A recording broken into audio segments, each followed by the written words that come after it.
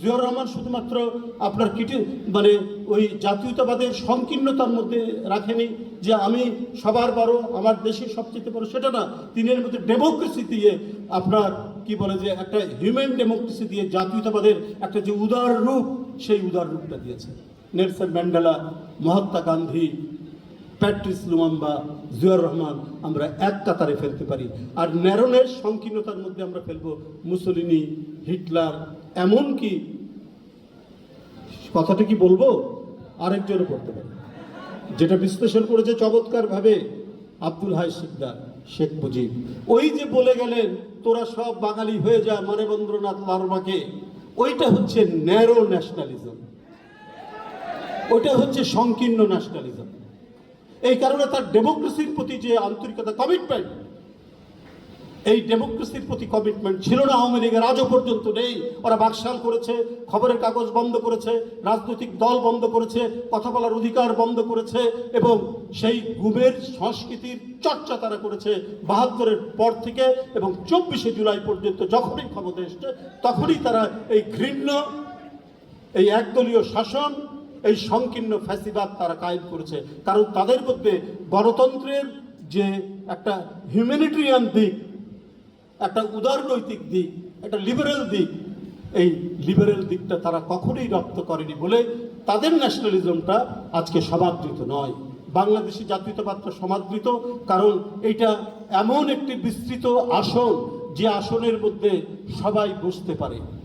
এটা বলার সাথে সাথে আমাকে কেউ প্রশ্ন করবে না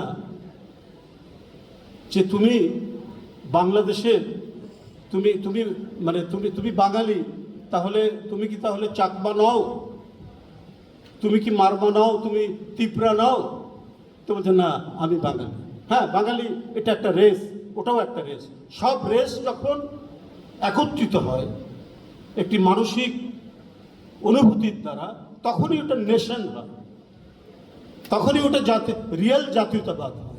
এই প্রকৃত জাতীয়তাবাদ, যে পূর্ণতার কথা শিকদার ভাই বলেছে, সেই পূর্ণ জাতীয়তাবাদ কায়েম করে গেছেন শহীদ রাষ্ট্রপতি জিয়াউর রহমান। এটাই তার কৃতিত্ব। আমি বাঙালি বলার সাথে সাথে আমি আমার পায়ের নিচে মাটি পাই না, আমি ভূগোল পাই না,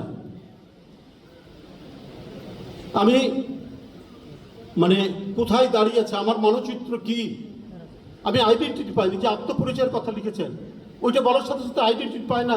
পৃথিবীর বহু জায়গায় ছড়িয়ে ছিটিয়ে আছে, এবং কোনো দেশের একটা বৃহৎ অঞ্চল মিলেও বাঙালি আছে। তখন কোশ্চেন, আমার আত্মপরিচয়ের, আমার আইডেন্টিটিতে যদি প্রশ্ন আসে তুমি কোথাকার বাঙালি, তখন ওটা কমপ্লিট জাতীয়তাবাদ হলো না, প্রশ্ন আসবে না। আমি একটা নাম বলার সাথে সাথে আমি আমার আত্মপরিচয়, আমার ভূগোল, আমার মানচিত্র, আমার দেশ প্রত্যেকটাই প্রতিনিধিত্ব করবে।